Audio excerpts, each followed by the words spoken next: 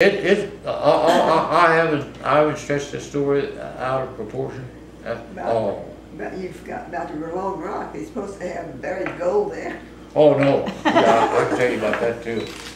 When and I've got two or three pages in here. You can prove it? No, I can prove about all these mysterious things that happens, ghosts happens, and all that kind of stuff.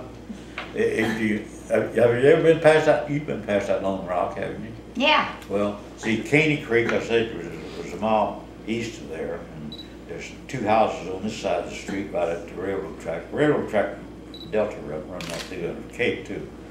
And these guys would go down there from the road is about a good half a mile down to the railroad tracks, and they'd go down there and start digging for buried treasures.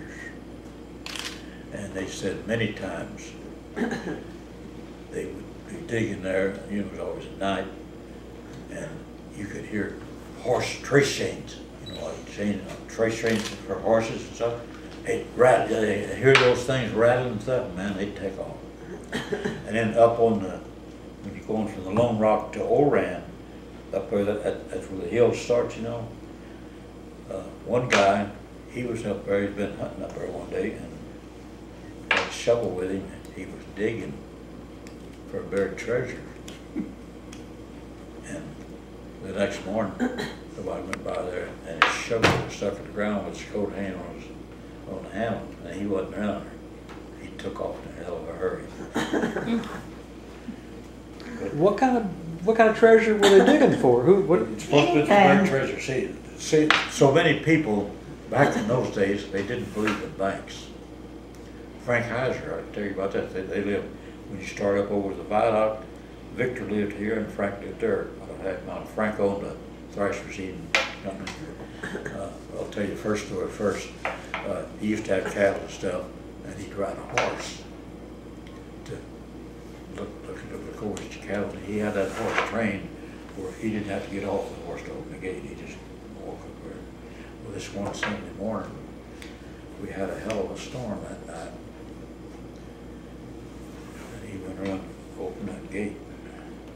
And when he got the gate almost open, the horse backed up a little bit or something, and it killed the horse that he was riding.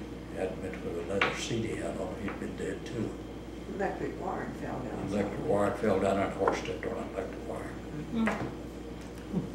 That was quite an experience. But it didn't hurt him, it just killed his horse. Mm. And, oh, there's so many of those kind of stories. What about that hill, that's right up the hill, and there's always somebody on the back of the horse that got on the horse? Oh yeah, well that was down here at the Elmo, Scott City. When you go from Elmo down to Commerce, on in, yeah, there was a big hill there.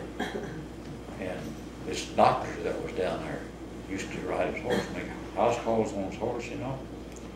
And every time that he would come up and call that area, and he'd go down that hill, something would jump on the back of his horse and ride him down to the bottom of the hill. You know, get down the bottom of the hill, be gone. Yeah, when you live long enough, you know you've done it all. Well, it's, I tell you, I would take a farm in Texas for Your memories. yeah. You know, that's what you can sit there in that chair and you can have the best time by yourself. Yeah. It's real nice if you got somebody with you. And Kenny says he doesn't leave half for himself. That's the way it goes.